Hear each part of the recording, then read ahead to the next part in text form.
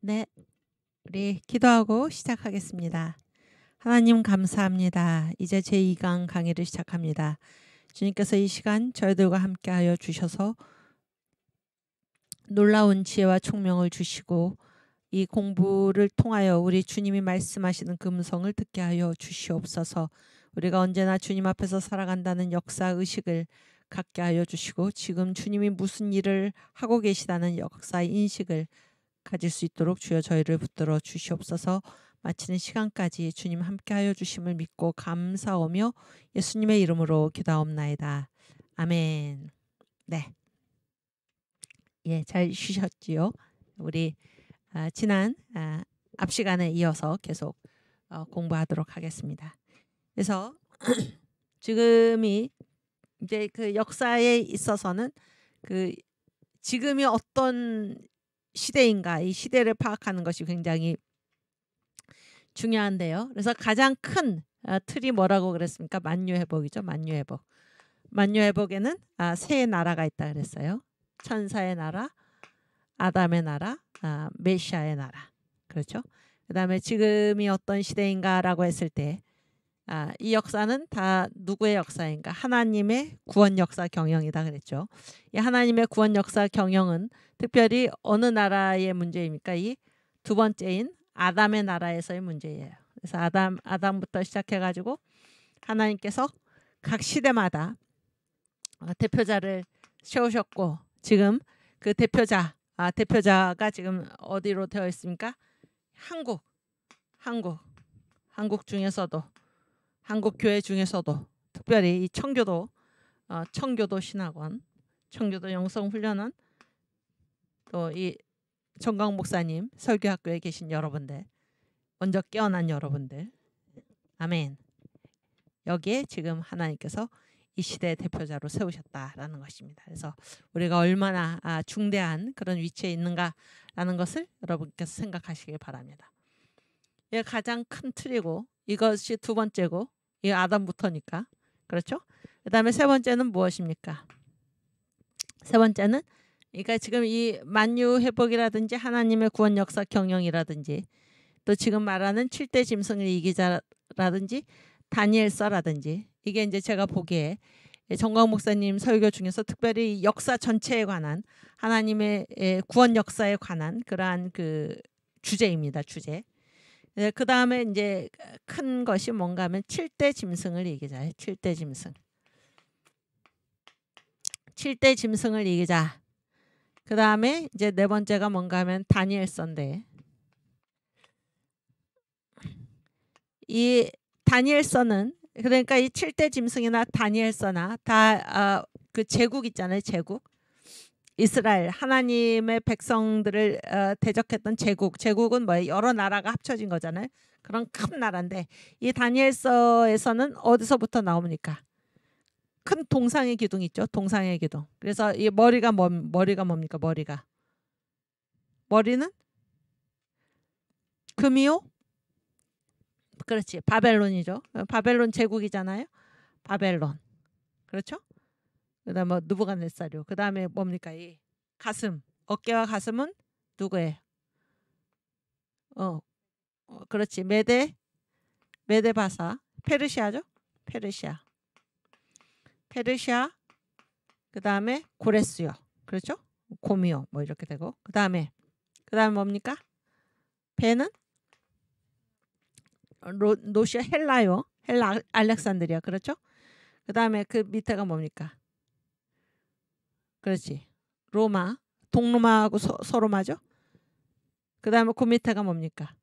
열 발가락의 나라. 이게 뭐예요? 이게 결국에 적그리스도의 나라죠. 적그리스도. 그다음에 요게 지금 몇 대 제국입니까? 하나, 둘, 셋, 넷, 다섯이잖아요.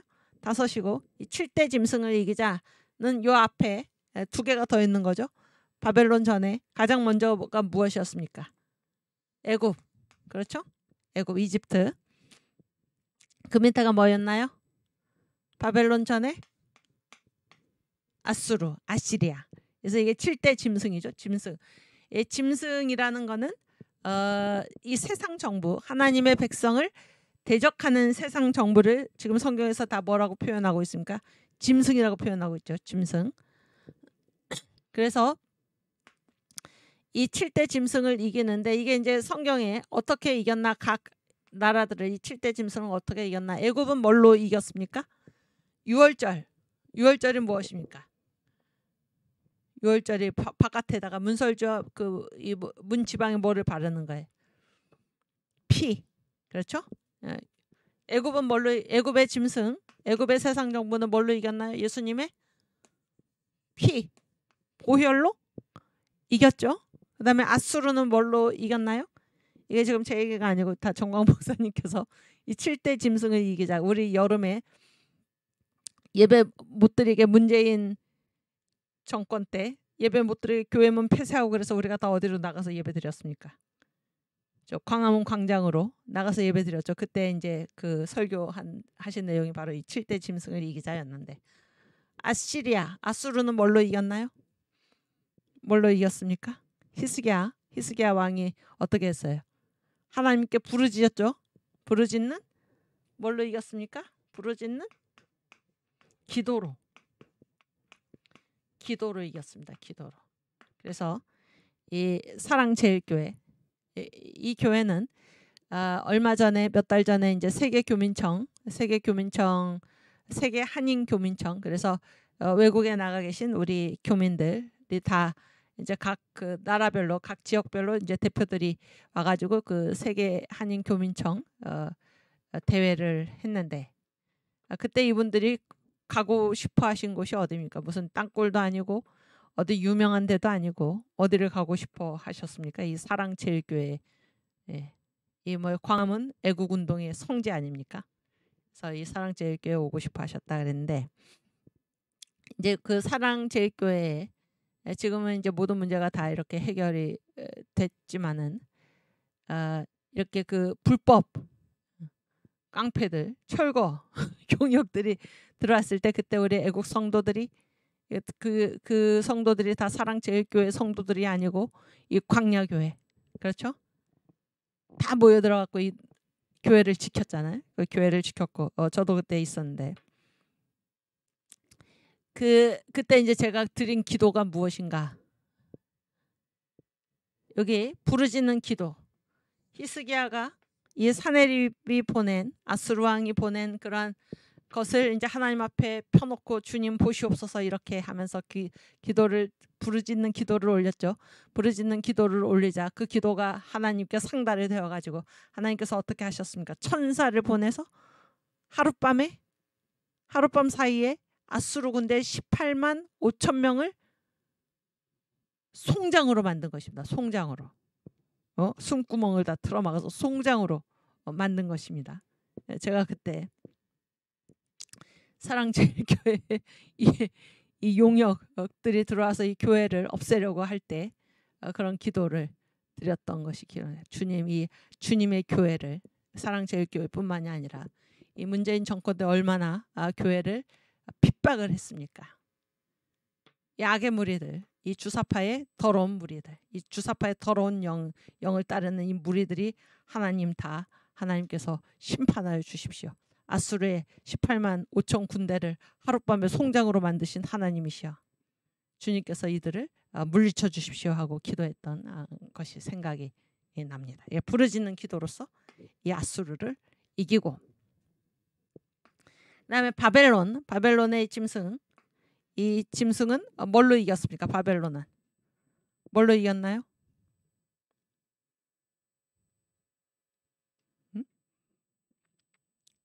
저도 지금 갑자기 생각이 안 나서 여러분에게 여쭤보는 겁니다. 네, 여기 이 강의는 여러분 이따가 오후에 다시 보시고 다 노아라 TV로 들어가시기 바랍니다. 이 바벨론은 뭘로 이겼던가? 바벨론, 다니엘이죠. 다니엘 뭘로 이겼나? 왜 갑자기 생각이 안 나는데, 하여튼 바벨론 나중에 하고, 그 다음에 이 페르시아는 뭘로 이겼나요?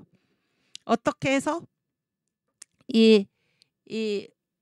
뭐 이렇게 페르시아에서 나와서 너희 돌아가라 그랬죠. 돌아가라. 어떻게 그런 명령이 내려졌습니까? 영적인 뭘로 이겼습니까? 조직으로 이긴 것입니다. 조직으로. 그래서 에스겔 골짜기에 그 마른 뼈 환상 있잖아요. 하나님의 군대가 되어서 조직으로 이긴 것이고, 헬라는 뭘로 이겼습니까? 헬라의 그 알렉산더 대왕이 왔을 때 이 유대인들이 그들에게 뭐를 내밀었습니까? 이 다니엘서, 성경으로 이긴 것이죠. 다니엘서, 하나님의 말씀으로 이긴 것입니다. 그래서 당신이 온다는 것이 다 이렇게 성경에 기록되었습니다. 라고 해서 이겼고, 그 다음에 이 로마는 뭘로 이겼습니까? 로마는 오순절 성령 세례로서 이긴 것입니다. 성령 세례. 성령 세례로서 이겼고, 그렇죠? 이렇게 해서 다 지금 이긴 것입니다. 이 바벨론은 지금 왜 갑자기 생각이 안 나는데, 뜻인가요? 뜻을 정했다. 그거였나요? 나중에 제가 나중에 다음 시간에 한번 확인해서 말씀드리겠습니다. 오케이. 그래서 이 7대 짐승을 이기자 하고 이 다니엘서가 다 지금 뭐에 관한 얘기냐면 이 역사, 하나님의 구원 역사 경영에 관한 얘기인데, 특별히 이제 이 제국을 통해서 애굽으로부터 해가지고 나중에 이제 적그리스도의 나라가 서고, 그 다음에 이제 우리 주님이 어떻게 하십니까? 우리 주님이 재림하심으로써 이 하늘로부터 내려온 산돌이 이 적그리스도의 나라를 쳐부수는 것입니다. 그렇지 않습니까? 예, 이게 이제 이 역사 전체의 흐름에 관한 그러한 이야기입니다. 예, 파워포인트 그 다음 장 보시기 바랍니다. 그렇지. 그래서 지금 현재 역사의 시점이 어디인가, 그런 얘기. 현재 역사의 시점이 어디인가. 그래서 맨 앞에 뭐라고 써놨습니까? 주후죠, 주후. 주후의 반대는 무엇입니까? 주후의 반대는 뭐예요? 주전이죠. 주전.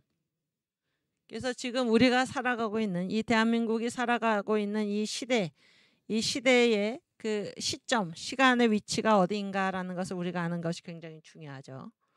그래서 하나님의 구원 역사 경영에서 우리가 어디에 있는가. 그랬을 때 지금은 주전, 주님 오시기 전입니까? 주님 오신 이후입니까? 지금은 주님 오신 이후이다, 그런 얘기예요. 아시겠죠? 또 지금은 구약 시대입니까? 아니면 신약 시대입니까? 지금은 신약 시대죠. 신약 시대입니다. 신약 시대. 그래서 구약은 뭐 옛 약속이고 신약은 새 약속이잖아요. 그래서 구약은 무엇인가, 한마디로 말하면은 메시아가 오시리라, 그런 얘기죠. 예수가 오시리라. 신약 시대는 무엇입니까? 예수가 오셨다라는 것입니다. 예수가 오셨다. 아시겠죠? 그 다음에 동그라미가 무엇입니까? 승천의 연합인데, 이 승천의 연합은 뭐의 7대 연합 중에 하나일까요? 승천의 연합은 복음의 7대 연합 중에 하나잖아요. 그래서 복음의 7대 연합이 무엇입니까? 가장 먼저가 탄생의 연합, 그 다음이 고난의 연합, 그 다음이 죽음의 연합, 그 다음이 부활의 연합, 그 다음이 승천의 연합, 그 다음이 재림의 연합, 그 다음이 천년왕국의 연합이잖아요. 복음의 7대 연합인데, 지금이 어느 시대인가? 탄생, 고난, 죽음, 부활은 다 언제의 사건입니까?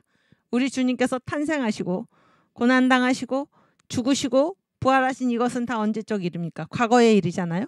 과거에. 그래서 지금은 주님이 어디에 계시나요? 승천해서 하늘 보좌 우편에 계시고, 그런 얘기죠. 하늘 보좌 우편에 계신 우리 주님께서 하늘 보좌 우편에서 하나님께 소곤소곤 우리를 위해서 기도하고 계시고, 그 기도의 능력으로 우리가 힘을 얻어서 살아가는데, 이 하나님께서 아니 우리 주님께서 하늘 보좌 우편에서 우리를 위해 기도하시는 그 첫 번째 증표가 무엇입니까? 가장 강력한 증표가 무엇입니까? 우리에게 뭐를 보내주시는 것입니까? 성령 세례를 부어주시는 것입니다. 성령 세례를. 아시겠죠? 그래서 여기에 승천의 연합 이게 지금의 시기는 승천의 연합이고 이 승천의 연합의 그 가장 강력한 증표가 뭔가 하면 성령 세례입니다. 성령 세례. 아시겠죠? 성령 세례. 그래서 여기 이 이전에 탄생부터 어디까지? 부활까지 복음의 7대 연합 중에 앞에 4연합이 이미 과거에 지나간 사건이고 그런 얘기예요.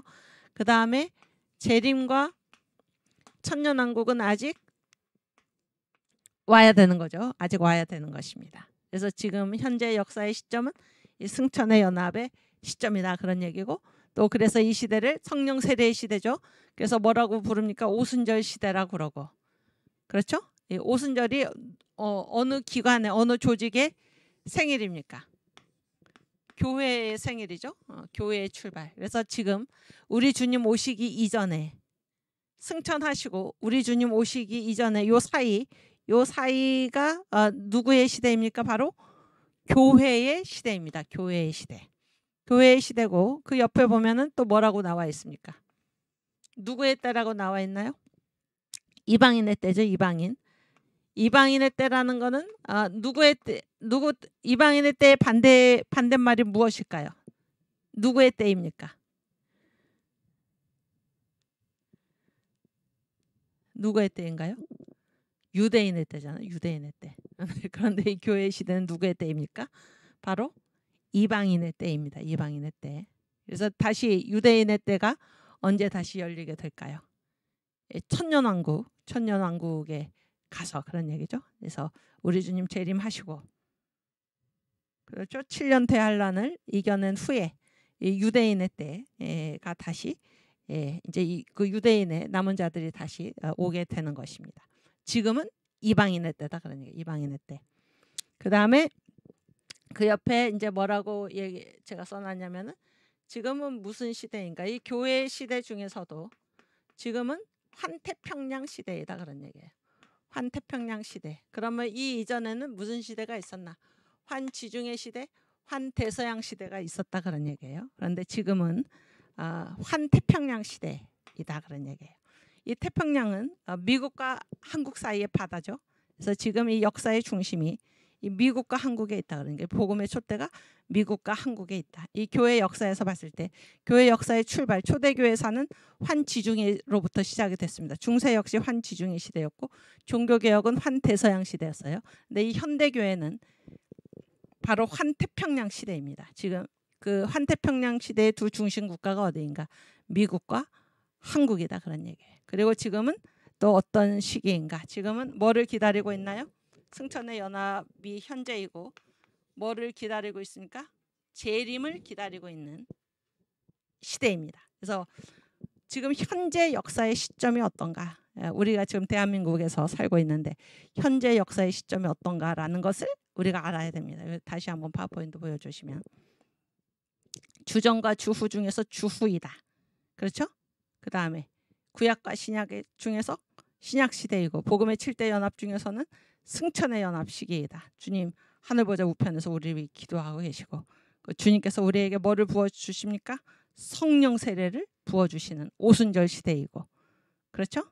그리고 이 시대가 이 오순절이 누구의 생일입니까? 교회의 생일. 그래서 교회는 언제까지 계속되나요? 우리 주님 오실 때까지. 주님이 재림하시면 교회의 시대가 끝나는 것입니다. 그래서 지금이 교회의 시대다 그런 얘기예요. 그래서 여러분이 개인적으로 나 하나가 예수 믿는다가 아니고 우리가 다 어디에서 우리 주님의 몸된 교회에서 그리스도의 몸인 교회에서 함께 모여 영적 조직으로 함께 조직이 되어서 신앙생활을 하는 것이죠. 교회의 시대이고 지금은 또 누구의 때인가? 유대인의 때가 아니고 이방인의 때이고 지금은 또 교회 역사에서 봤을 때는 무슨 시대인가? 환태평양 시대이고 이거는 교회 역사나 세계 역사나 지금 같은 것이잖아요. 같은 세상에서 지금 살고 있기 때문에 그리고 이 뭐예요? 지금은 또 뭐를 기다리고 있는 시기인가? 주님이 다시 오시기를 대망 기다리고 있는 그 시기다라는 거예요. 이게 바로 현재 역사의 시점, 우리 대한민국이 처해 있는 역사적인 시점입니다. 아시겠죠? 오케이, 그 다음. 그래서 오순절 시대, 오순절 시대는 다른 말로 해서 교회의 시대이고 또 다른 말로 해서 이방인의 때입니다. 이방인의 때. 아시겠죠? 재림 전의 시기입니다. 재림 전의 시기. 그래서 이 오순절 시대는 결국 이제 교회 역사를 얘기를 하는 거예요. 교회 역사. 교회 역사에서 본 대한민국의 위치인데, 그래서 이제 이 교회 역사를 이제 이 지구에 있는 큰 바다 5대양 6대주인데 큰 바다를 중심으로 해서 살펴보면은 초대교회, 여기 제가 그렇게 써놨죠. 초대교회 역사. 여러분 이 교회 역사를 어떻게 이제 교회 역사가 몇 년 됐나요? 교회가 생겨난 지 몇 년 됐습니까? 2000년 역사라고 그러죠. 2000년. 그렇지 않습니까? 지금 주후 2022년인데 2000년 역사에서 그런 얘기예요. 이게 대략 얘기를 하는 거죠. 우리가. 여러분 그 얘기하세요. 그 어떤 사람이 그 이집트에 관광을 갔는데 그 가이드가 이 피라미드를 딱 소개를 하면서 이 피라미드가 3003년이 됐습니다. 이렇게 얘기를 한 거예요. 그래가지고 그 구경하던 사람이 아니 무슨 3000년이면 3000년이지 어떻게 이렇게 정확하게 3003년 이렇게 얘기를 하냐 그랬더니 이 가이드가 내가 3년 전에 이집트에 관광을 왔을 때 그때 가이드가 3000년 됐다고 얘기를 했기 때문에 3003년 됐습니다. 이렇게 얘기를 하는데 지금 교회 역사 2000년이라고 얘기를 하는데 2000년 그랬을 때 교회 역사를 크게 4시기로 나눠요. 4시기.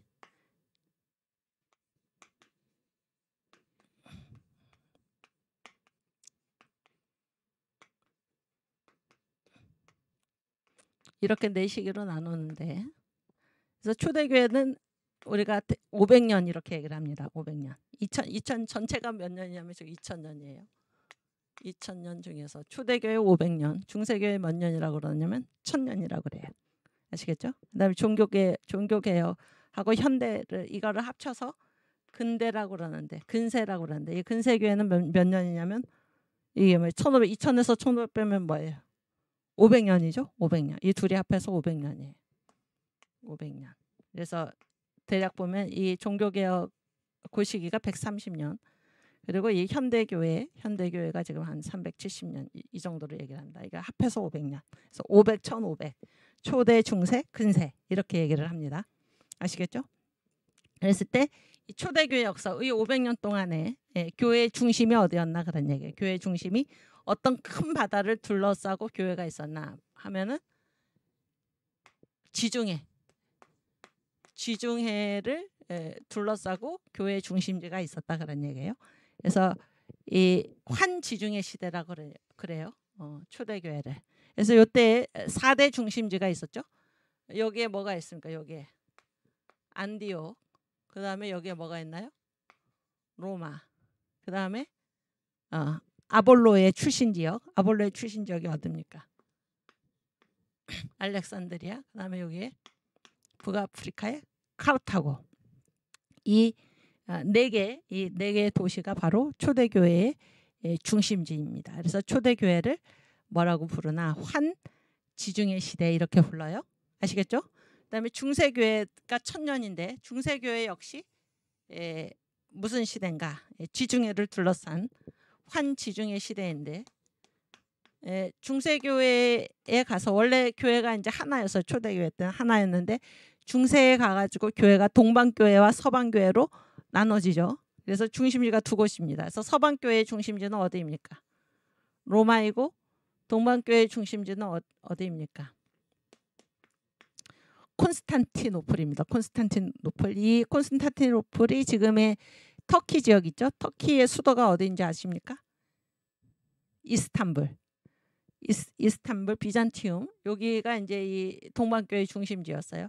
그래서 같은 환지중해 시대지만은 중심지는 여기는 초대교회는 이 4대 중심지고 중세교회는 이 2대 중심지입니다. 아시겠죠? 이게 환지중의 시대입니다. 그 다음에 종교개혁이 일어났습니다. 종교개혁은 어디에서 일어났나? 이때를 환대서양 시대라고 그래요. 환대서양 시대. 그래서 이 대서양을 둘러싸고 종교개혁이 일어났는데 3대 종교개혁, 3대 종교개혁의 그 국가가 있죠. 그래서 여기 보면 아까 제가 말씀드렸지만은 영국 그러니까 독일부터 일어났죠. 독일에서 뭐가 일어났습니까? 독일에서 루터교회, 그 다음에 화란, 네덜란드에서 뭐예요? 개혁교회, 칼빈이죠. 그 다음에 영국의 무엇입니까? 성공회죠. 요게 3대 개신교입니다. 3대 개신교. 그런데 이게 다 타락을 하고 그런 얘기죠. 그래서 이제 이 청교도들, 영국 성공회죠. 성공회 여기에서 살 수가 없어서 청교도들이 신앙의 자유를 찾아서 어디로 갔나? 이게 바로 이제 현대교회인데 어디로 갔습니까? 종교개혁 때는 환대서양 시대고 현대교회는 미국으로 갔습니다. 현대교회는 환태평양 시대라고 그러는데 그래서 미국으로 갔고 이 미국에서 복음을 전해준 나라가 어디인가? 바로 한국인데 한국만을 지금 얘기를 하는 것은 선교 제1위 국가가 미국이고 현재 제2위 국가가 어디입니까? 한국입니다. 한국. 그래서 미국과 한국 사이의 바다가 환태평양이죠. 태평양. 그래서 태평양을 둘러싼 이 환태평양 시대입니다. 그런데 이것이 반드시 교회 역사의 흐름뿐만이 아니라 이 세계 역사의 흐름입니다. 세계 역사의 흐름. 그래서 복음이 가는 곳에 역사의 중심이 있는 것입니다. 왜냐하면 하나님께서 이 역사를 경영하고 계시기 때문에 그렇습니다. 그래서 아담의 시대에는 아담을 중심으로, 노아의 시대에는 노아를 중심으로. 아시겠죠? 그래서 12사도, 속사도, 그 다음에 복음이 어디로 갔습니까? 유럽으로 갔잖아요. 지금 지중해. 그렇죠? 그래서 복음이 가는 곳이 역사의 중심지입니다. 그래서 지금 이 환태평양 시대다라고 얘기하는 거는 교회 역사적으로만 그럴 뿐만이 아니라 지금이 실제로 어떤 시대입니까? 환태평양 시대입니다. 그렇잖아요. 저도 어렸을 때 학교에서 국민학교 다닐 때 그런 얘기 많이 들었어요. 지금 환태평양 시대다 이런 얘기를 많이 들었습니다. 그래서 이거는 무슨 교회 역사뿐만이 아니라 세계 역사가 그렇다. 왜 그런가? 복음이 있는 곳이 항상 역사의 중심이 되는 것입니다. 왜냐하면 하나님께서 이 역사를 이끌고 계시기 때문입니다. 아시겠죠? 그래서 지금 하나님의 눈이 어디에 꽂혀 있으신가? 바로 이 대한민국에 지금 꽂혀 있다라는 사실을 여러분 기억하시길 바랍니다. 그래서 그 파워포인트 다시 보여주시면, 그래서 초대교회 500년이죠. 환지중의 시대. 그래서 안로알카, 제가 이렇게 첫 글자만 써놨는데 안이 뭘까요? 안디옥이지. 4대 중심제예요. 로는 로마, 알은 알렉산드리아, 카는 카르타고. 여기가 초대교회의 4대 중심지입니다. 환지중의 시대. 중세교회에는 로콘 이렇게 써놨는데 로가 뭘까요? 로마고 서방교회 중심지죠. 로마 가톨릭교회. 그 다음에 콘은 뭐예요? 콘스탄티노플 동방교회의 중심지입니다. 그 다음에 종교개혁이 일어났을 때 환대서양 시대가 열렸고 3대 개신교회, 그래서 독일의 루터교회, 화란의 개혁교회, 영국의 성공회. 이게 이제 종교개혁 시대 환대서양 시대이고, 이 현대교회는 미국의 청교도들이 가면서 이 현대교회가 시작이 되었습니다. 그래서 이 시대를 환태평양 시대라고 부르는데 그 두 중심 국가가 어디이기 때문에 미국과 한국이기 때문에 미국과 한국 사이의 바다가 무슨 바다입니까? 태평양이죠. 그래서 이 현대 교회, 또 교회뿐만이 아니라 이 세상 역사의 중심도 어디에 있나? 환태평양 시대에 있고, 이 대한민국의 위치는 무엇입니까? 하나님의 구원 역사 경영에서 지금 현재 시점에 이 역사의 중심에 있다라는 사실을 여러분 생각하시기를 바랍니다. 아시겠죠? 오케이. 그 다음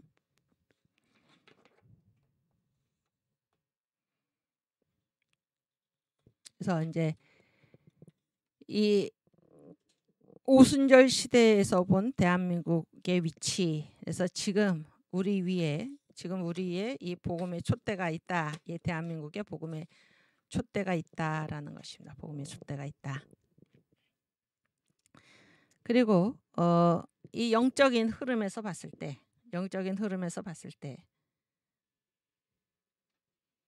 지금 이 세계 역사의 흐름에서 이 사상의 문제에 있어서 지금 두 사상이 있는 것입니다. 두 사상이 있는데 그것이 무엇인가? 자유민주주의 대 독재입니다. 독재, 전체주의죠. 전체주의.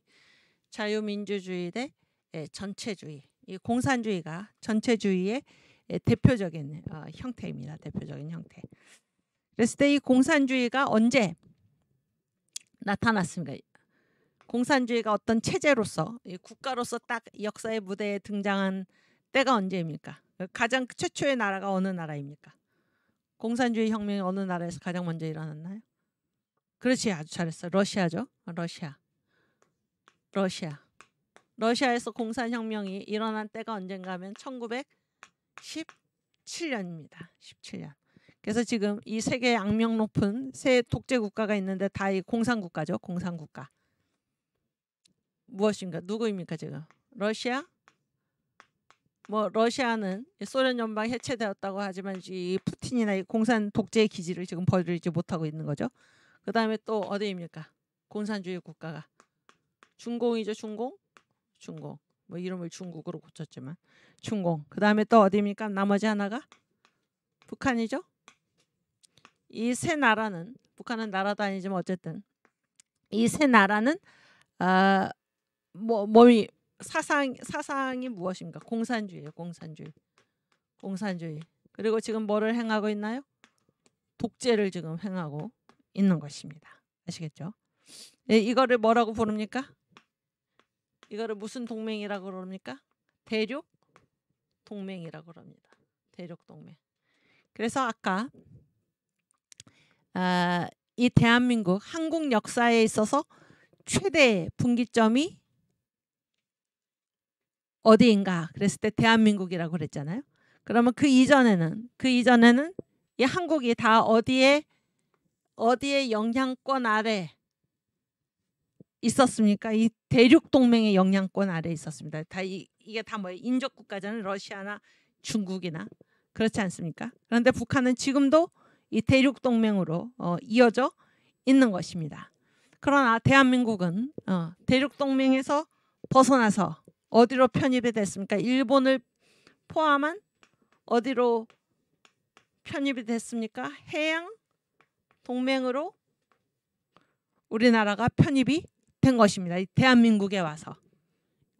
그래서 한국 역사의 최대 분기점은 이게 어느 권역에 소속되어 있을 것인가라는 문제에 있어서도 대한민국이 한국 역사의 최대 분기점이 그런 측면에서도 되는 것이다 그런 얘기예요. 이해가 되시죠? 그래서 이 해양동맹 자유민주주의 체제의 대표적인 나라가 우리하고 아주 가까운 나라 어디입니까? 미국과 또 일본과 또 대한민국. 여기는 다 무슨 나라입니까? 자유민주주의의 국가입니다. 자유민주주의 국가. 독재 국가가 아니죠. 독재 국가가 아닙니다. 그랬을 때 우리 앞에 정권이 지금 정권 앞에 정권이 문재인 정권 때 중국을 향해서 중국은 대국이고 큰 산이고 우리는 조그마한 언덕에 불과하다. 이거는 뭐예요? 이거는 대한민국의 전통, 대한민국 건국 이후에 이 해양 동맹의 전통을 깨뜨리고 다시 어디로 돌아가려는 이 과거의 조선 시대의 그런 낡은 질서로 이 자유 대한민국이 어떻게 세워진 나라인데 이 모든 것을 다 부정하고 다시 과거를 회귀하려는 이러한 어리석은 일 중에 하나가 아닐 수가 없는 것입니다. 아닐 수가 없어요. 이해가 되시죠? 오케이. 그래서 이 대한민국 오순절 시대에서 본 우리 대한민국의 위치 이거를 생각하면서 지금 우리는 다시 한번 얘기하지만은 지금 재림 대망의 시기이고 지금 복음의 촛대가 한국에 있고 지금 주님이 오시기를 기대하는 이런 시기이고, 그래서 언제 주님이 오시나, 복음이 땅 끝까지 전파되면 주님이 오신다라고 했을 때 이 사명, 우리 한국의 사명, 하나님께서 왜 이 대한민국을 이승만 대통령을 통해서 이 땅에 세우셨나? 왜 세우셨습니까? 주님 오실 길을 예비하라는 것입니다. 마라나타 아멘 주여 오시옵소서. 주님 오실 길을 예비하라. 그래서 이 복음의 국가로, 복음의 전도 국가로 우리 대한민국을 세우셨음을 우리가 생각해야 할 것입니다. 그래서 우리가 이 선교한국의 사명을 감당하기 위해서 넘어야 할 산이 무엇입니까? 뭐가 있습니까? 저 북한에 아까 공산주의 얘기를 제가 왜 꺼냈냐면 1917년에 이 공산혁명이 일어난 이후에 지금도 이 공산주의가 완전히 사라졌습니까? 안 사라졌죠. 안 사라지고 지금 이 가장 대표적으로 북한이나 이 중공을 중심으로 해서 공산주의가 지금 독재로서 지금 아주 횡행하고 있고, 그런 얘기 횡행하고 있고, 또 이것이 새로 옷을 갈아입고 네오막시즘, 새로 옷을 갈아입고 나타난 그런 형태들이 무엇입니까? 동성애, 이슬람, 차별금지, 노동, 인권, 환경, 복지, 이런 것으로 옷을 갈아입고 이 공산주의가 나타나서 지금 그러한 그 문화막시즘의 형태로서는 전통적인 이 자유민주주의 국가들, 또 기독교 신앙을 전통적으로 지켜온 그런 국가들까지 다 지금 삼키고 있는 것입니다. 그래서 이 시대에 이 현재 역사의 시점이 어디인가라는 것을 파악할 때 또 하나의 중요한 변수가 되는 것이 무엇인가, 바로 이 공산주의의 문제입니다. 그랬을 때 우리 대한민국이 이 하나님의 지금 눈이, 이 복음의 촛대가 이 대한민국에 있다라고 했을 때 우리의 사명이 무엇인가? 우리의 사명이 선교한국의 사명인데, 이 선교한국의 길로 나아가기 위해서는 지금 우리로서는 지금 뭐가 있습니까? 북한, 저 공산 독재 정권이 분명히 있잖아요. 그렇죠? 이 싸움의 최전선에 지금 누가 있습니까? 대한민국이 있는데 이 공산주의는 다 누구의 영입니까? 사탄의 영이죠. 사탄의 영. 그랬을 때 대한민국 중에서도 이 사탄의 영에 대적해야 할 그러한 세력, 그러한 주체가 누가 되어야 할 것입니까? 바로 한국 교회가 되어야 하는 것입니다. 그런데 한국 교회, 대부분의 한국 교회가 지금 잠들어 있다, 그런 얘기예요. 잠들어 있다. 요즘 정광훈 목사님을 통해서 이 광화문 애국 운동을 통해서 한국 교회가 잠들어 있는 한국 교회가 깨어나고, 잠들어 있는 대한민국 국민들이 지금 깨어나고 있는 것입니다. 그래서 이 영적인 문제에 지금 다 눈을 뜨고 있는 것입니다. 눈을 뜨고 있어요. 그래서 우리가 이 선교한국의 사명을 감당하기 위해서는 이 북한의 저 공산 독재 체제를 우리가 반드시 무너뜨리고, 그런 얘기예요. 무너뜨리고 이승만 대통령께서 마지막 하나 이루시지 못한 이 북진 통일, 자유 통일을 우리가 예수한국 복음 통일로 이루어 내어야 할 것입니다. 그때 우리가 이 복음의 빛으로, 대한민국에서 뻗어간 이 복음의 빛으로 북한의 저 김정은 짐승 무너뜨리고, 저 중공 공산당 그 악한 짐승 정부를 무너뜨리고, 인도 이슬람의 짐승들을 다 무너뜨리고 예루살렘까지 가서 우리 주님 오실 길을 예비하는 선교한국의 사명을 우리가 예수한국 복음 통일을 이룰 때 비로소 감당할 수 있게 되는 것입니다. 이해가 되시죠? 오케이. 이제 이 공산주의의 문제, 그 가장 최전선에 한국이 서 있고, 왜냐하면 지금 그 공산주의 체제, 독재 체제의 핵심이 지금 북한이기 때문에, 중국이기 때문에 그렇다, 그런 얘기. 우리가 지금 여기에 휴전 상태죠. 지금 전선을 지금 마주하고 있는 것입니다. 영적 싸움에서 누가 이 싸움에 나서야 되나? 바로 한국 교회가 일어나서 이 싸움에 나서야 할 것입니다. 그래서 방송에서 누누이 여러 전문가들이 얘기하듯이 지금 이 대한민국에서 이 모든 것을 감당할 그 희망이 누구에게 있는가? 한국 교회에 있다, 그런 얘기. 교회. 근데 심각한 것은 교회가 잠들어 있다, 안 된다라는 것입니다. 깨어 일어나야 한다는 것입니다.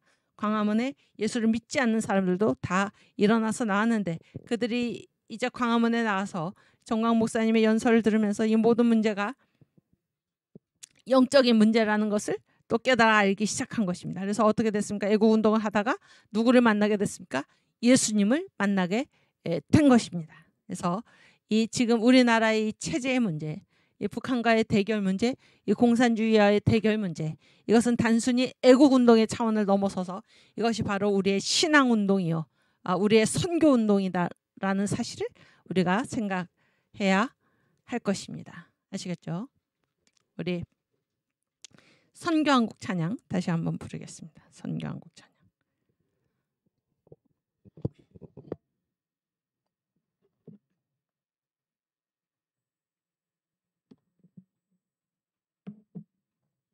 제가 지금까지 말씀드린 이 지금 역사 전체가 어떻게 지금 되고 있는가, 지금 현 시대 우리가 어디에 위치하고 있는가, 대한민국의 사명이 그래서 무엇인가 라는 것을 잘 생각하시면서 우리 선교한국 찬양 드리겠습니다.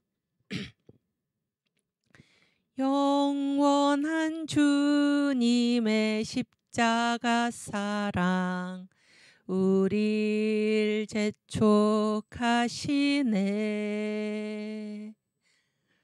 복음 들고 예루살렘 향해 일어나 너 거침없이 나아가라. 아멘. 모진 고난 핍박이 와도 우리 믿음 더욱 견고해 선포하리. 하나님 나라 주님의 교회 승리하리라. 주님의 명령 따라 한국 교회 일어나리라. 죽음 앞에서라도 돌아서지 않으리. 부흥의 불길 따라 선교 한국 일어나리라. 우리 주님 다시 오실 때까지. 아멘. 아멘. 이 선교한국 우리의 사명이다, 우리 대한민국의 사명이다 하는 사실을 꼭 기억하시기를 바랍니다. 네, 그 다음 파워포인트.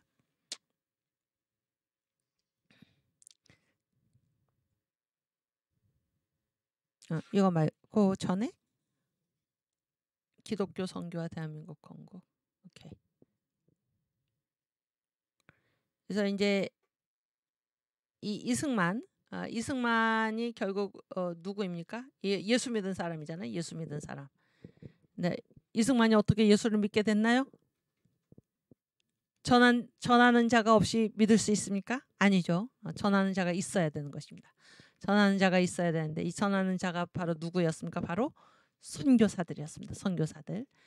특별히 우리나라에 온 선교사들은 90% 이상이 다 어디 선교사입니까? 미국 선교사들입니다. 미국 선교사들. 그래서 환태평양 시대 미국의 청교도들이, 그러니까 우리나라에 오신 선교사들의 그 신앙 유형은 다 이 청교도 신앙입니다. 청교도 신앙. 한국에 복음을 전해 주었고, 그래서 이 청교도 선교사들을 통해서 한국의 복음이 전파되었고, 이 전파된 그 복음을 이승만이 들었고, 그가 예수를 믿고 성령 세례를 받고, 그렇게 해서 이 대한민국을 낳게 된 것입니다. 대한민국의 아버지가 된 것입니다. 대한민국을 낳은 아버지가 된 것이죠. 아시겠습니까? 그래서 이승만이 이 대한민국을 건국하기까지 그 밑에 무엇이 있었습니까? 기독교 선교사들의 복음을 전해 주었다 그런 얘기예요. 그래서 이 대한민국은 열매인데 무엇의 열매인가? 무엇의 열매입니까? 기독교 선교의 열매입니다. 그래서 나무로 봤을 때 뿌리가 있고 열매가 있죠. 뿌리가 있고 몸통이 있고 열매가 있는데 이 뿌리와 몸통에 해당하는 것이 무엇입니까? 바로 기독교 선교입니다. 그렇죠? 열매에 해당하는 것이 무엇인가? 바로 대한민국 건국입니다. 대한민국입니다. 그래서 이 대한민국이라는 이 나라는 어떻게 생겨나게 되었나? 바로 이 복음 선교 위에, 그 뿌리 위에, 그 토양 위에 이 대한민국이 건국되게 되었다라는 사실을 여러분 꼭 기억하시기를 바랍니다. 아시겠죠? 제가 여기 이제 기독교 선교와 대한민국 건국 그랬는데 나무 있잖아요. 나무는 나무가 세 부분으로 돼 있다. 이렇게 얘기를 하면 나무가 세 부분으로 돼 있다. 라고 하면은 가장 아래가 무엇일까요? 가장 아래가 무엇입니까? 응? 이게 가장 아래가 뭔가요? 뿌리죠, 뿌리. 뿌리. 그리고 이 바깥으로 이제 드러난 게 뭡니까? 몸통이죠. 몸통이고 이 몸통에서 뭐가 이제 열리게 됩니까? 그 열매가 열리게 되잖아요. 그래서 이게 뿌리와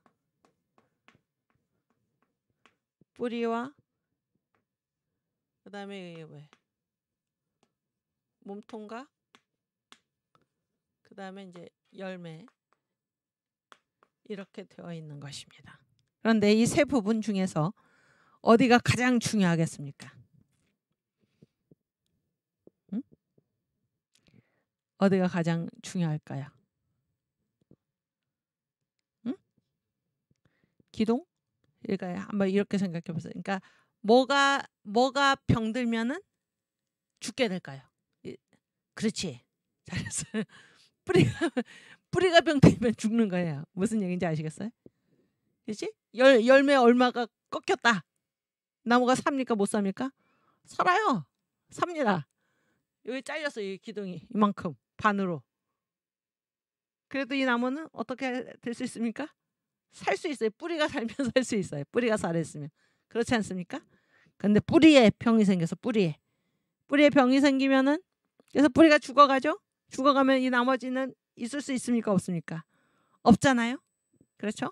제가 왜 이 얘기를 지금 하고 있냐면은 이 얘기를 왜 하고 있나?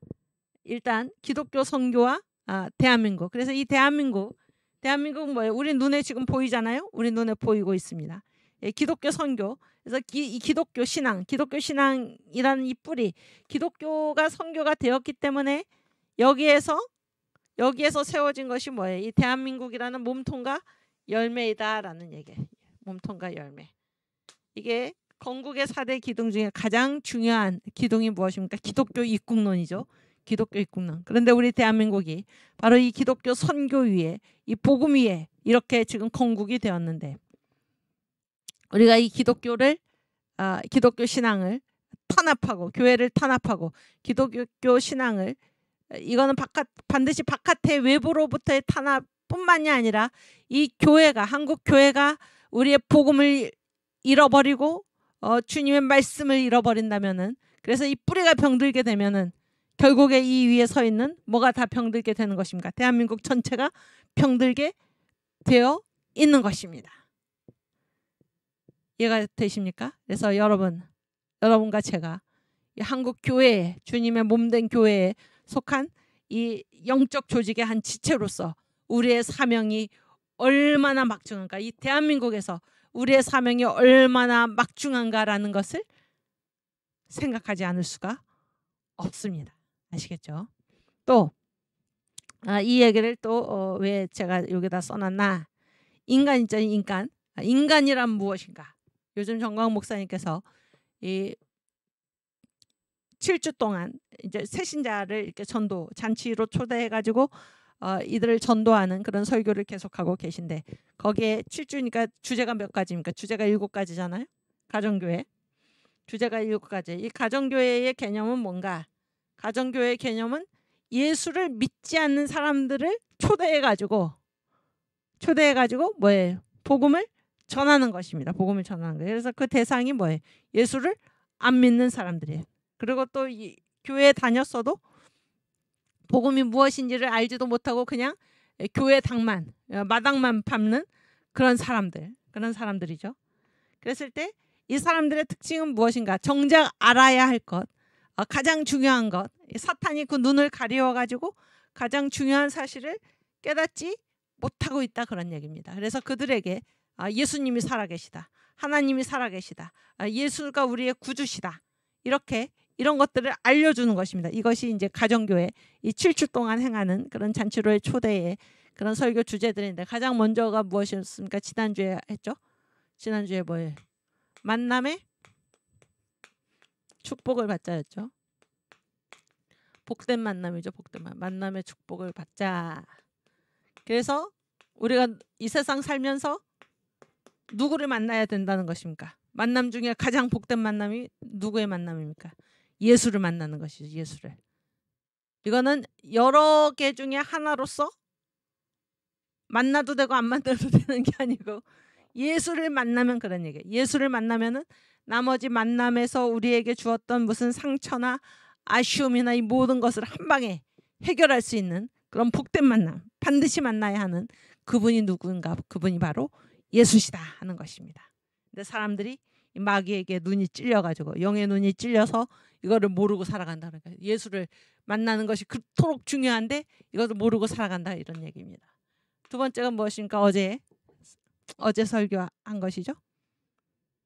뭡니까? 살아계신 하나님. 하나님이 어떻게 하신다는 거? 하나님이 살아계시다 그런 얘기. 하나님이 살아계시다. 근데 많은 사람들이 이걸 모르고 살아간다 그런 얘기. 하나님이 살아계시는지 신경도 안 쓰고 살아간다는 것입니다. 그러나 하나님은 반드시 살아계신다 하는 것입니다. 살아계신다. 세 번째가 무엇입니까? 세 번째가 예수 그리스도는 누구인가? 그래서 세상 사람들이 또 우리가 중고등학교 시절에 뭐 윤리 시간에 배운 것처럼 예수는 4대 성인 중에 하나요. 그런 게 아니고 예수는 누구신가?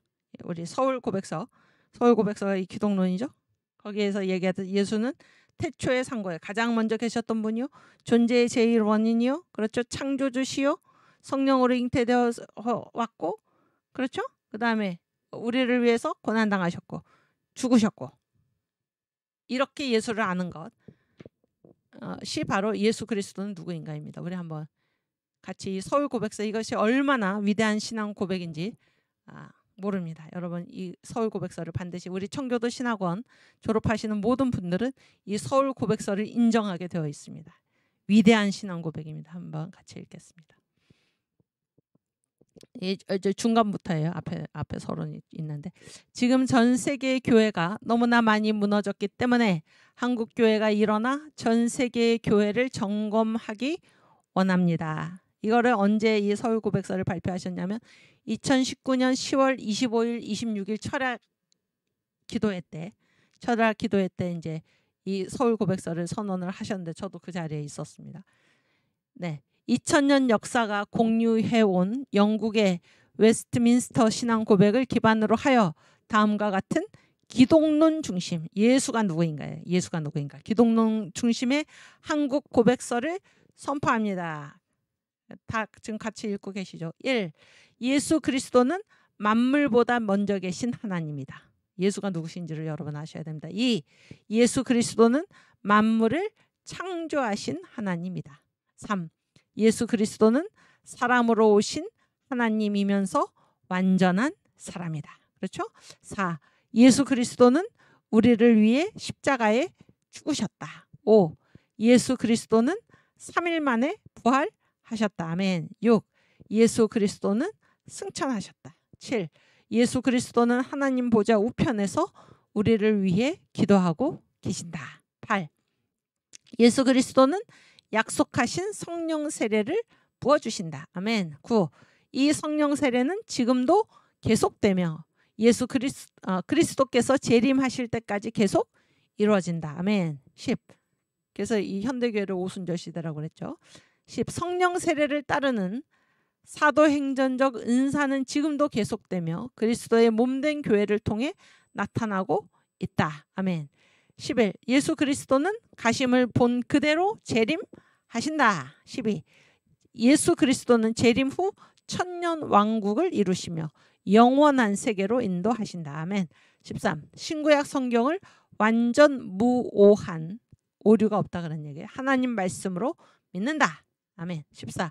구원의 과정에 있어 예수 그리스도 외에 어떤 교주나 교리를 배격한다. 예수만이 진리이시다 그런 얘기죠. 예수만이 구원의 길이다. 15. 우리의 고백을 인정하지 않는 개인, 단체, 신학적 이론과 이슬람 동성애 차별 금지를 절대 배역한다. 우리는 반드시 그리스도께서 이를 이루실 것을 믿고 가르칠 것을 결의합니다. 아멘. 이 위대한 신앙 고백입니다. 서울 고백서. 예수 그리스도가 누구신가 얘기하고 있죠. 예수 그리스도가 누구신가. 기독론 중심의 서울 고백서입니다. 오케이. 그 다음 네 번째가 뭔가 하면 이성의 불완전. 우리의 이성이 불완전하다 그런 얘기. 우리의 이성이 불완전하다. 전 목사님의 유명한 말씀이 뭔가. 여러분 후회하죠. 다 후회를 하지 않습니까? 근데 그게 지금 와서 후회가 되는 것이지. 과거에 그 일을 내가 마음에 결정했을 때는 뭐예요? 그보다 더한 확신이 없었다 그런 얘기예요. 내가 과거에 확신한 것이 지금에 와서 그것이 후회가 된다 그런 얘기입니다. 이게 우리의 이성, 우리의 생각이 불완전하다 그런 거예요. 완전하면 우리가 후회를 하지 않죠. 그렇지 않습니까? 이성의 불완전. 그다음에 다섯 번째가 뭔가? 인간이란 무엇인가?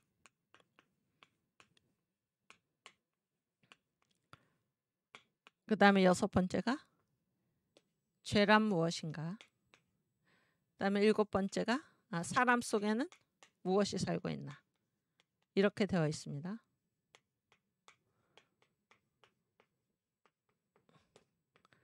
그랬을 때 제가 지금 이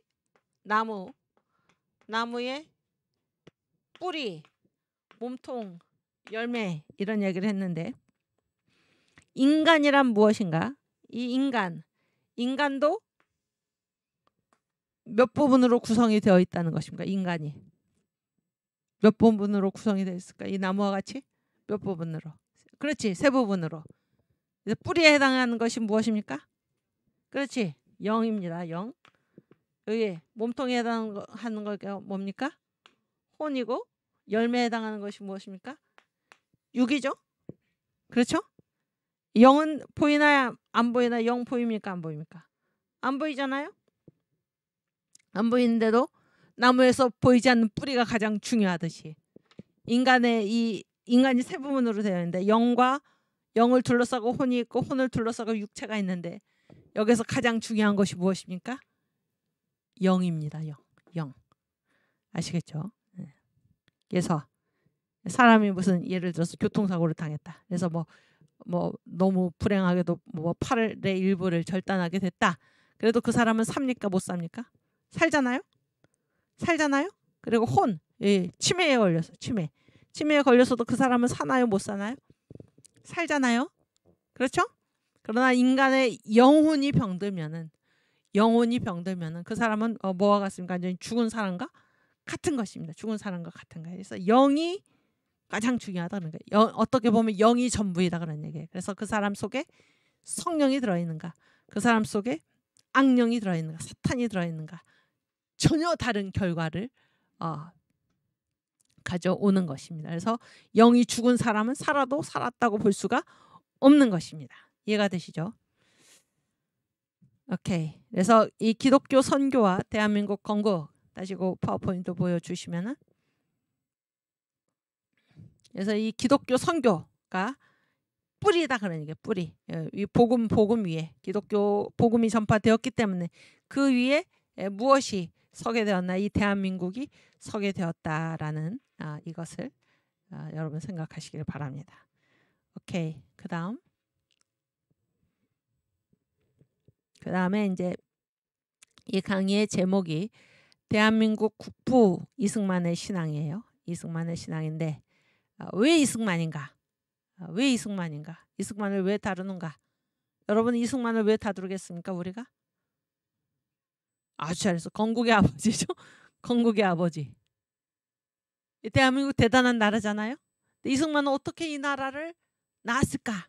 그런 의문을 갖지 않을 수가 없죠. 그리고 이 건국의 아버지이기 때문에 건국의 아버지는 일단 무엇입니까? 대표자죠. 대표자. 그렇지 않습니까? 근데 이승만이 무슨 탁월한 능력이 있어가지고 이런 나라를 낳았을까? 이 아름다운 나라 대한민국을 낳았을까? 그랬을 때 뭐가 그를 완전히 뒤집어서 완전히 천지개벽을 시켜가지고 그를 대한민국이라는 위대한 나라를 낳도록 만들었나? 무엇이 그렇게 했다는 것입니까? 그의 신앙이. 그래서 이 과목이 왜 이승만을 다루는가? 오케이? 또 왜 그의 신앙을 다루는가 하는 것입니다. 아시겠죠? 그래서 왜 이승만인가? 왜 이승만의 신앙인가? 그랬을 때 신앙이 사람을 어떻게까지 바꿔놓을 수 있는가? 그 실물 교육, 그 실체가 누구라는 것입니까? 이승만이다 그런 거예요. 우리가 이승만을 보면은 신앙이 사람을 어떻게까지 바꿔놓을 수 있는가 하는 것을 볼 수 있다 그런 얘기예요. 여러분 이승만만 신앙이 사람을 그렇게 바꿔놓을 수 있습니까? 아니면 이 일이 우리에게도 임하는 것입니까? 우리에게도 이루어지는 것입니다. 그런데 지금 우리 웅지 청년이 잘 말한 대로 왜 우리가 이승만을 다루어야 하는가? 우리나라를 낳은 아버지이기 때문에. 아시겠죠? 그래서 이 근본을 아는 것입니다. 근본. 이 대한민국의 근본이 무엇인가? 대한민국 건국의 아버지이기 때문에 그가 대한민국을 어떤 설계도 위에 세웠는가 하는 것을 우리가 배워야 하는 것입니다. 그런데 그가 대한민국을 설계하고 대한민국을 건국한 그 힘이 어디에서 나왔는가? 그의 신앙에서 나왔다라는 것입니다. 이해가 되시죠? 그래서 믿지 않는 사람들이 보기에 그의 사상이 어떠했나? 그렇죠? 그의 사상이 어떠했나? 그의 비전이 어떠했나? 이거는 다 이게 보이는 것을 보는 거죠. 보이는 것. 그런데 이 사상을 밀어내고 그에게 비전을 제공한 이 모든 것은 그의 무엇입니까? 그의 신앙인 것입니다. 그의 신앙. 그의 신앙이 완전히 이 이승만이라는 한 사람을 뒤집어 놓아서 변혁시켜서 이 나라를 이 대한민국 자유민주주의 국가, 자유시장경제, 한미동맹, 기독교 입국론의 이 위대한 나라를 세우게 했다라는 그것입니다. 아시겠죠?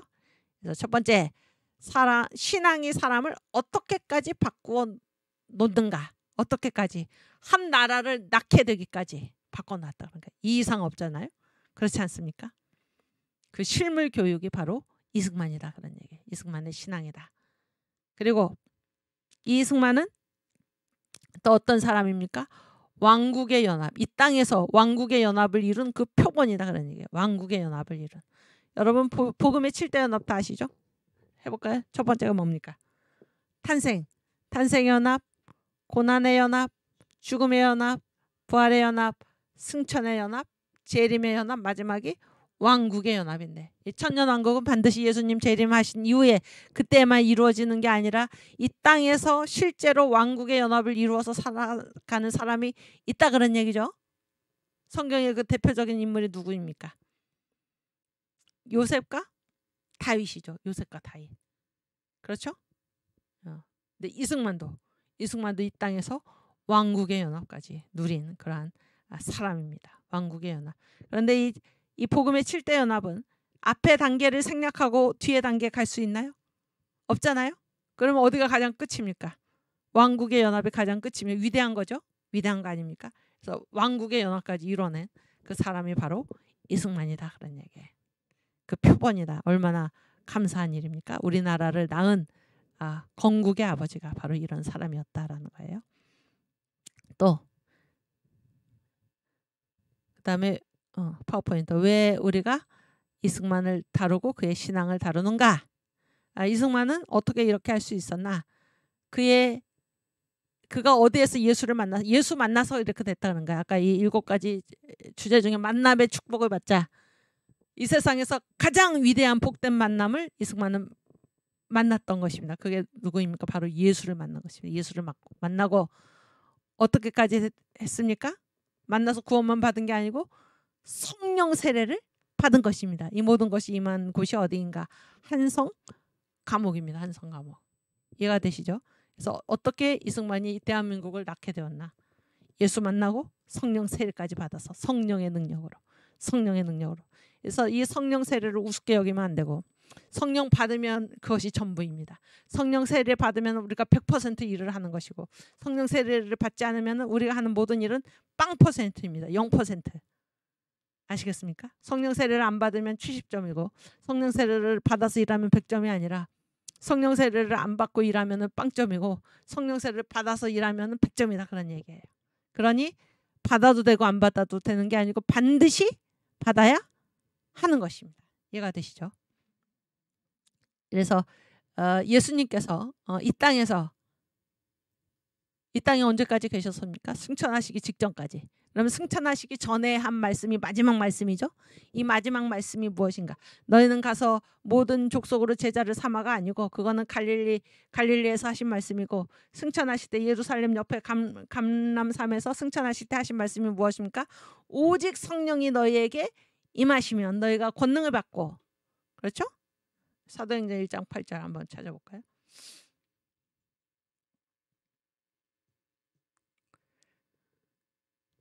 신약성경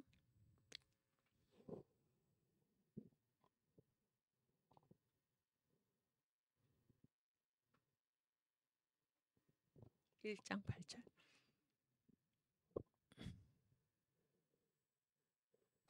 그렇지.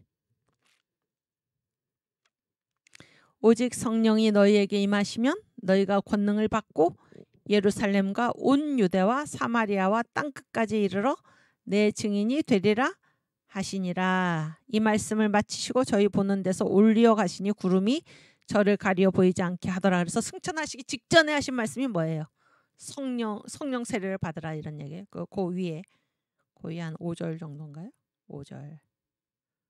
그렇지. 4절부터. 사도와 같이 모이사. 이 사도들은 뭐예요? 구원 받은 사람들이잖아요. 그렇죠? 저희에게 분부하여 가라사대 예루살렘을 떠나지 말고 내게 들은 바 아버지의 약속하신 것을 기다리라. 그래서 12사도 구원받은 자들인데, 예수님의 제자들인데 바로 전도하러 가라는 것이 아닙니다. 기다려라 그런 게. 기다려라. 떠나지 말고 기다려라. 뭐래? 아버지가 약속하신 것. 무엇입니까? 성령이죠. 성령. 5절. 요한은 물로 세례를 베풀었으나 너희는 몇 날이 못되어 성령으로 세례를 받으리라 하셨느니라. 8절 다시 읽으면 오직 성령이 너희에게 임하시면 너희가 권능을 받고 예루살렘과 온 유대와 사마리아와 땅끝까지 이르러 내 증인이 되리라 하시니라. 그래서 우리가 이 세상 살아가면서 하는 일이 무엇이냐면 예수의 증인이 되는 것인데, 이 예수의 증인이 되는 힘은 오직 무엇으로부터 나옵니까? 성령 세례로부터 나온다는 거예요. 성령 세례를 받아야지 우리가 권능을 받고 그 권능으로, 성령의 권능으로 증인의 사명을 감당할 수 있다는 것입니다. 우리 힘으로 하는 게 아니다 그런 얘기예요. 그래서 아무리 위대한 12사도들이더라도 12제자라고 하더라도 그냥 전도하러 가서는 안 되고, 그냥 증인의 사명을 감당하러 가서는 안 되고, 반드시 아버지가 약속하신 성령을 기다려라. 그래서 성령 세례를 받아야만 권능을 받고 일할 수 있다. 이렇게 주님이 당부하신 말씀이고, 이것이 승천 직전에 하신 말씀이기 때문에 이것이 바로 예수님의 유언이고 지상 명령 중에 지상 명령인 것입니다. 이해가 되시죠? 그래서 성령 세례를 여러분 우습게 생각하면 안 되고, 받아도 되고 안 받아도 되는 게 아니고, 성령 세례를 받지 않으면 아무 일도 할 수가 없는 것입니다. 이해가 되십니까? 반드시 성령 세례를 사모하시기를 바랍니다. 주님께 매달리시길 바랍니다.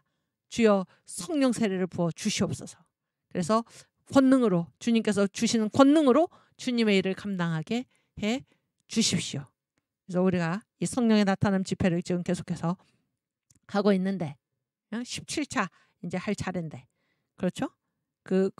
이렇게 오는 와중에 그 송도에서 모였을 때인가요? 거기에 이렇게 플래카드가 뭐라고 붙었습니까? 성령의 후원으로 예수 한국 복음 통해. 다른 힘으로 우리가 하는 것이 아닙니다. 이게 다 영의 문제다는 게, 영의 문제. 성령의 후원으로, 성령의 도우심으로 우리가 이 일을 감당할 수가 있는 것입니다. 아시겠죠? 오케이. 그다음 파워포인트. 예. 그래서 성령 세례를 받았어, 이승만은. 그래서 이승만이 받은 성령의 은사가 무엇입니까? 인사이드 아웃이죠. 인사이드 아웃. 여러분, 어떻게 사람이 무엇을 보든지, 그 사람이든지 무슨 나라든지 무슨 조직이든지 무슨 공산주의든지 무슨 이념이든지 사상이든지 그 실체를 딱 꿰뚫어 볼 수 있는 게 인간의 능력으로 되는 것입니까? 아니죠. 성령의 은사입니다. 성령의 은사. 그래서 이때 이승만에게 임한 성령의 은사가 무엇인가? 바로 인사이드 아웃의 통찰력입니다. 누구든지 보기만 하면은, 무엇을 보기만 하면은 그것이 무엇인지 그 실체를 꿰뚫어서 아는 것입니다. 우리말로는 직관력, 관통력, 그렇죠? 인사이드 아웃의 그런 은사를 받은 것입니다. 그래서 왜 우리가 이승만을 공부하고 왜 이승만의 신앙을 다루는가? 영이 바뀌면 인생이 바뀌었고, 인생이 바뀌고 그 대표적인 인물이, 영이 바뀌었기 때문에 인생이 바뀐 그 대표적인 인물이 누구인가? 이승만이다, 그런 얘기예요. 그래서 어느 정도로 이의 인생이 바뀌었나? 그 자신의 인생뿐만이 아니라 이 나라의 인생을, 나라의 운명을 바꿔놓은 그 사람이 바로 이승만인데, 그가 그렇게 할 수 있었던 이유는 자기의 능력이 아니라 성령 세례의 능력으로, 그의 영이 바뀌었기 때문에, 아멘. 또 성령 세례까지 받았기 때문에 그가 이 모든 일을 이룰 수 있었다 하는 것입니다. 아시겠죠? 영이 바뀌면 인생이 바뀐다. 우리 그래서 사람은 딱 두 가지 영에 이끌리게 되어 있어요. 사탄의 영 아니면은 예수의 영에, 성령에 이끌리게 되어 있습니다. 에베소서 2장 1절에서 2절 말씀 찾아보겠습니다.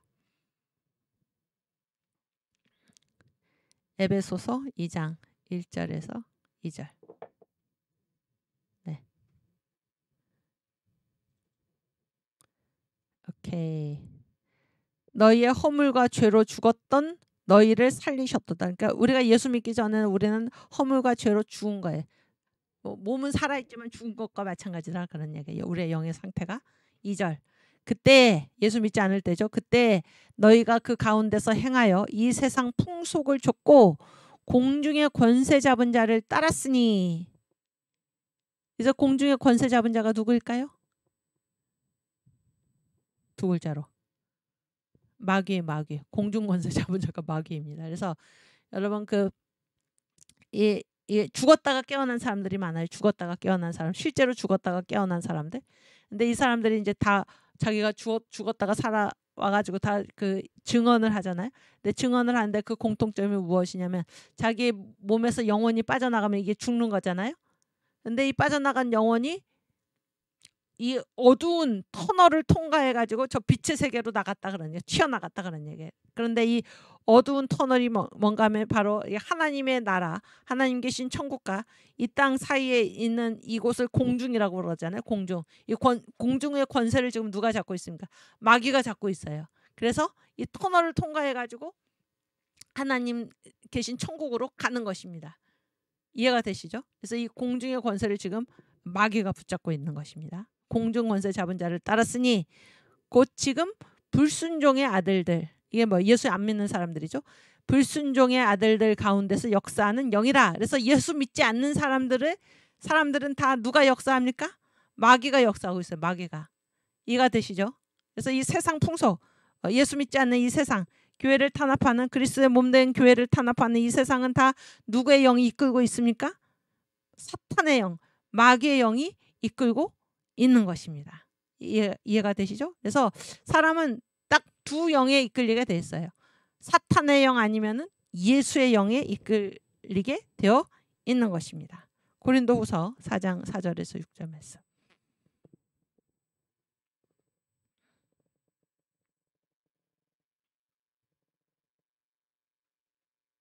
4절.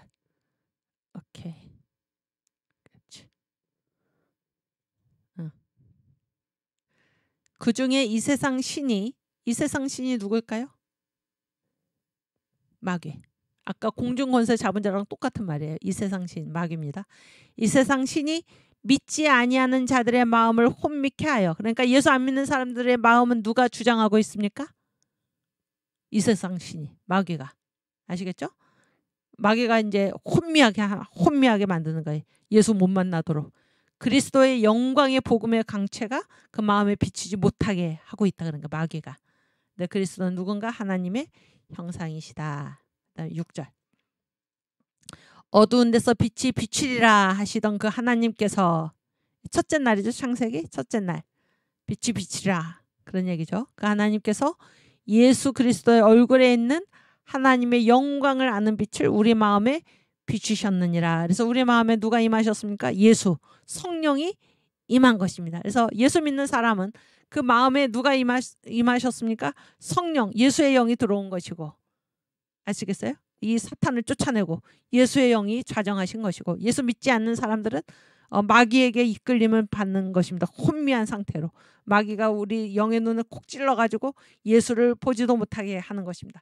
만나지도 못하게 하는 것입니다. 만날 생각도 못하게 하는 것입니다. 그래서 사람은 두 가지 영이, 둘 중에 하나에 이끌리게 돼 있어요. 마귀의 영에 이끌리든지 아니면 예수의 영인 성령에 이끌리든지. 이해가 되시죠? 그래서 이승만은 예수를 만나서 성령을 그의 마음에 모시고 성령으로 거듭났을 뿐만이 아니라 성령 세례를 받은 것입니다. 이해가 되시죠? 오케이.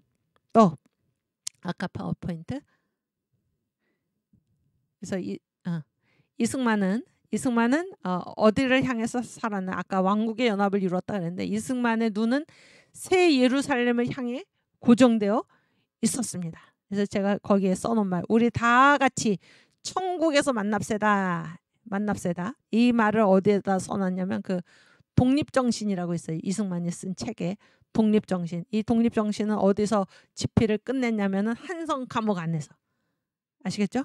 그 독립정신을 끝내면서 쓴 말이 무엇인가? 우리 다 같이 천국에서 만납세다. 그래서 한성 감옥에서 예수를 만나고 성령 세례를 받은 이승만은 이 새 예루살렘을 바라보는 그런 신앙을 가지고 있었다, 그런 얘기예요.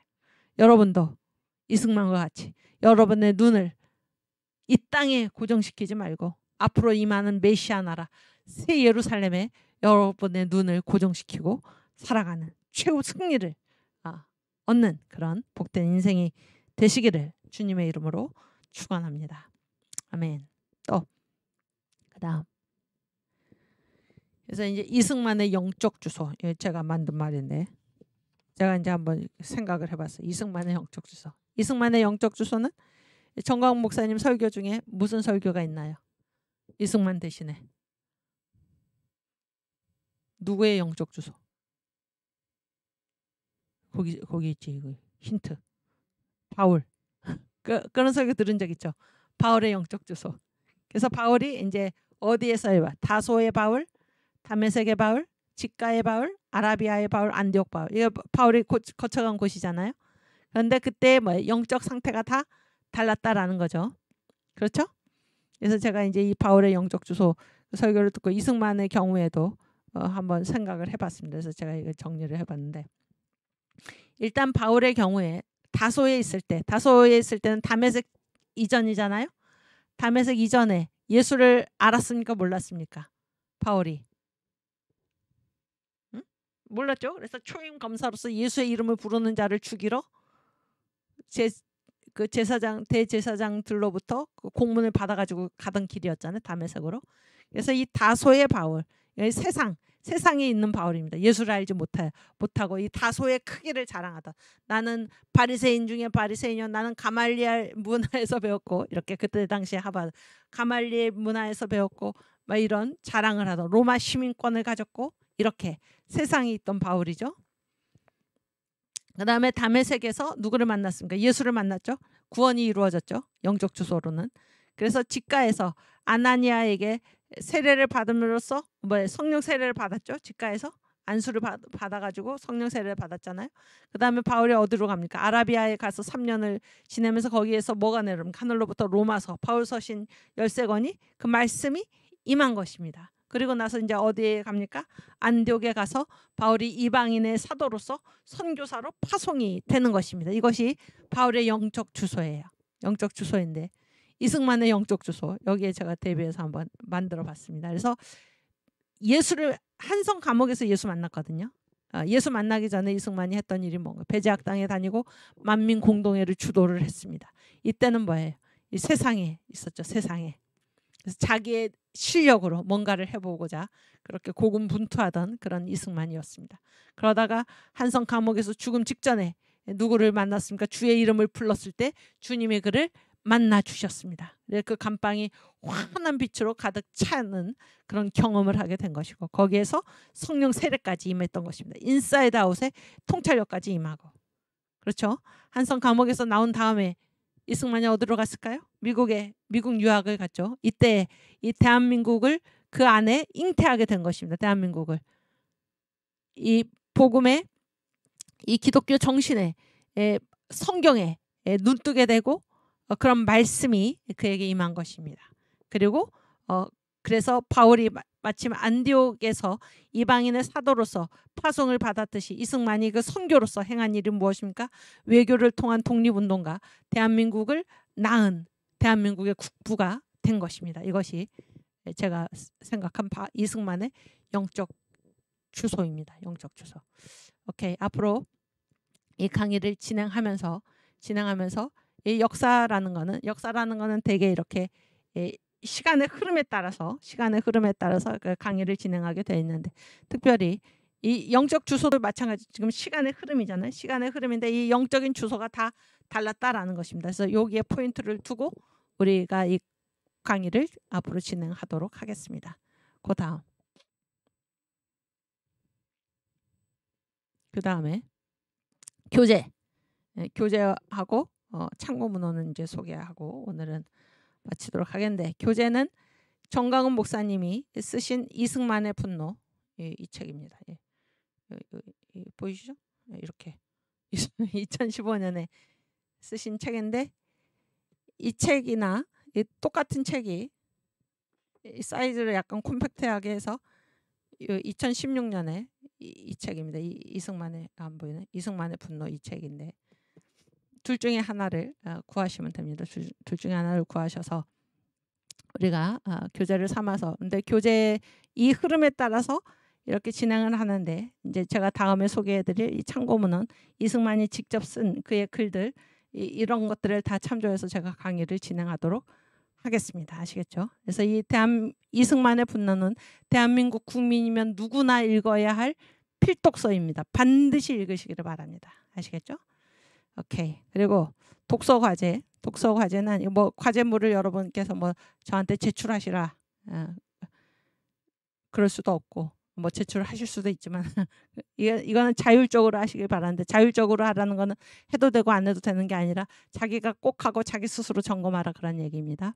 그래서 다음에 제가 소개해드릴 이승만의 저서 중에 한 권을 선택해서 읽으시기 바랍니다. 아시겠죠? 그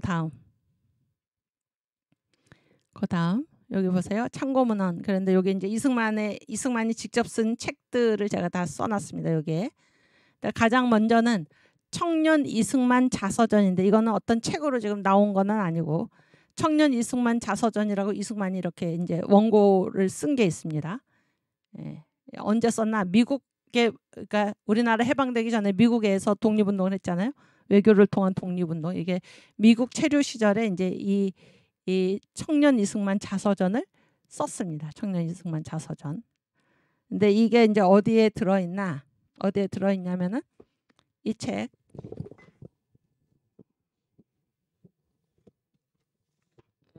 이정식 미국 펜실베이니아 대학교 명예교수님이신데, 이분이 쓰신 초대 대통령 이승만의 청년 시절, 여기 뒷부분에 들어 있습니다. 청년 이승만 자서전이. 아시겠죠? 이거는 뭐 이렇게 구해서 보셔도 좋은데 뭐 구할 수 없다고 너무 애석해하지 마시길 바랍니다. 제가 강의 중에 얘기를 하도록 하겠습니다. 또 그 다음에 이승만의 한시선. 그래서 제가 여기 연도를 써놓은 거는 이 시가 언제부터 언제까지 있다, 그 사이를 써놓은 것입니다. 출판 연대를 써놓은 게 아니고, 이승만 한시선인데 1896년의 시로부터 시작해서 1960년까지 그 시를 모아놓은 것이고, 이 한문시잖아요. 한문시고 뭐 한글도 있지만은 이거를 번역하신 분이 이수웅 이라는 분인데, 배재대학교 출판부에서 나온 책입니다. 그 다음에 세 번째가 청일전기. 이거 한번 보여주세요. 제가 책을 안 가져왔는데, 청일전기.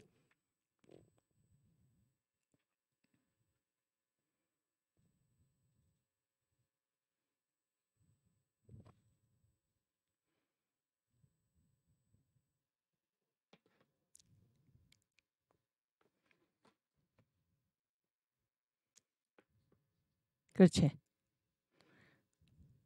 청일전기. 이거는 이제 1900년에 이승만이 편저. 그러니까 중국에서 중동 정기 본말인가요? 그런 책이 있는데 그 책을 이렇게 약간 이렇게 좀 다 번역한 게 아니고 몇 부분을 번역하면서 자기의 의견을 쓰기도 한 그러한 책입니다. 청일전기, 청일전쟁을 다룬 책입니다. 요게 이 책을 이승만이 쓴 때가 언젠가 1900년입니다. 1900년.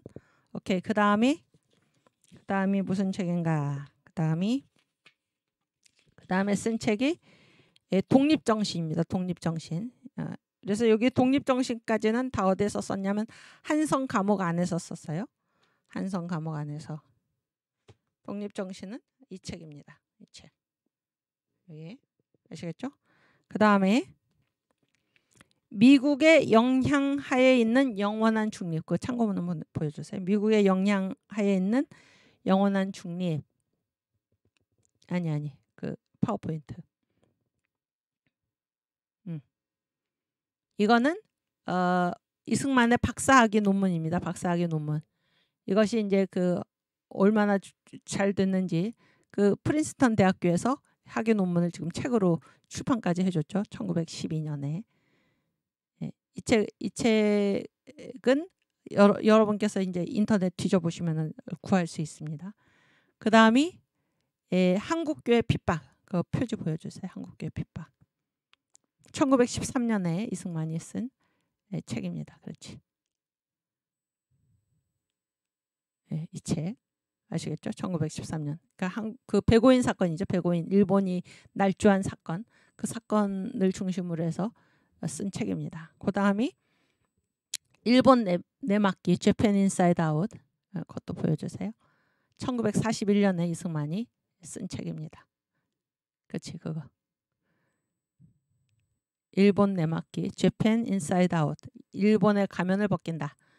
이 책입니다. 41년에 쓴 책이고 그 다음에 이게 이제 여기까지가 이승만의 저서입니다. 저서. 그래서 독서 과제는 무엇인가? 이 이승만의 저서 중에 아무거나 한 권을 골라서 반드시 읽으시길 바랍니다. 내 숙제 검사를 저한테 맡을 필요는 없지만 스스로 자기가 교수가 돼서 내가 이거를 성실하게 꼭 읽었다. 이렇게 그 교재 외에 교재는 정광 목사님의 이승만 내 분노 그건 당연히 그거 읽는 거는 당연하고 이승만 대통령께서 직접 쓰신 이 저서들 중에 한 권을 여러분이 자유롭게 선택해가지고 반드시 읽으시기를 바랍니다. 뭐 많이 읽으면 더 좋고요.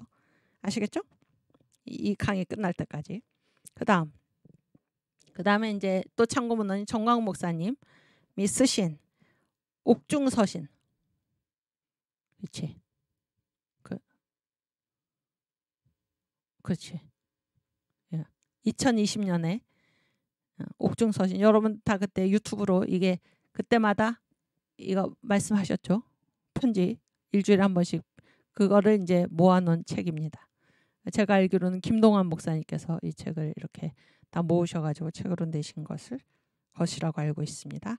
그 다음에 올해 2022년에 나온 거짓에 무너진 대한민국.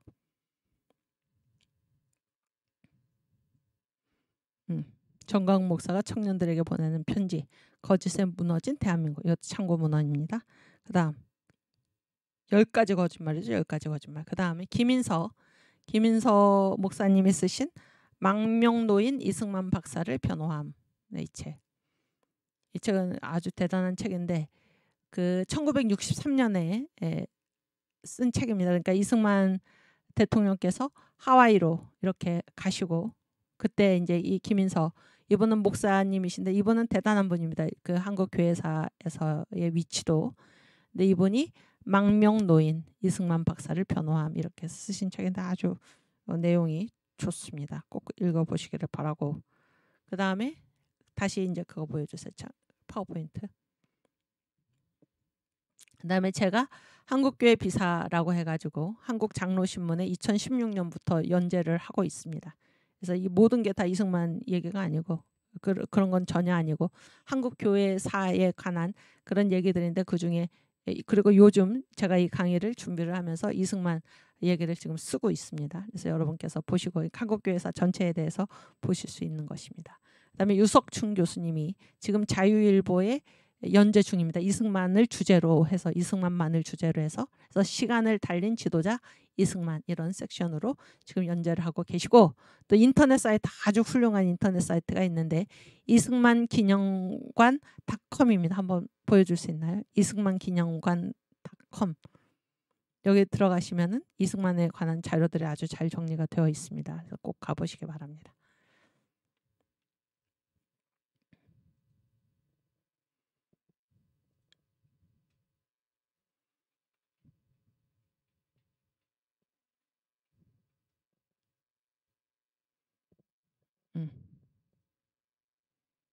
그렇지. 보세요. 여기 이승만 기념관 인터넷 사이트예요. 이승만기념관.com 이렇게 치시면 됩니다. 그래서 이승만에 관해서 그다음에 그 아카이브 그 자료들이죠. 그다음에 연구서들, 그다음에 도서관, 도서관에도 뭐 에피소드 관련 서적 데이터 이런 게 있고 노티스는 뭐 안내 사항이고 한번 둘러보시기 바랍니다. 아시겠죠? 오케이. 네.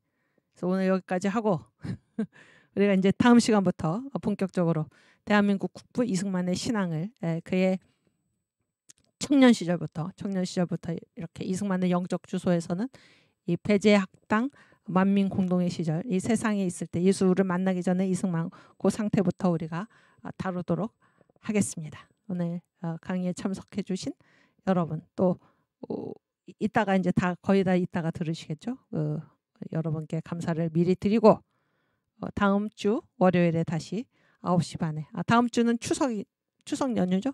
그 다음 주 19일 월요일 9시 반에 다시 뵙겠습니다. 주기도문 하고 마치겠습니다. 하늘에 계신 우리 아버지여 이름이 거룩히 여김을 받으시오며 나라 임하옵시며 뜻이 하늘에서 이룬 것 같이 땅에서도 이루어지이다. 오늘날 우리에게 일용할 양식을 주옵시고 우리가 우리에게 죄진 자를 사하여 준 것 같이 우리 죄를 사하여 주옵시고 우리를 시험에 들게 하지 마옵시고 다만 악에서 구하시옵소서. 내게 나라와 권세와 영광이 아버지께 영원히 있사옵나이다. 아멘. 네, 감사합니다. 다음 주에 뵙겠습니다.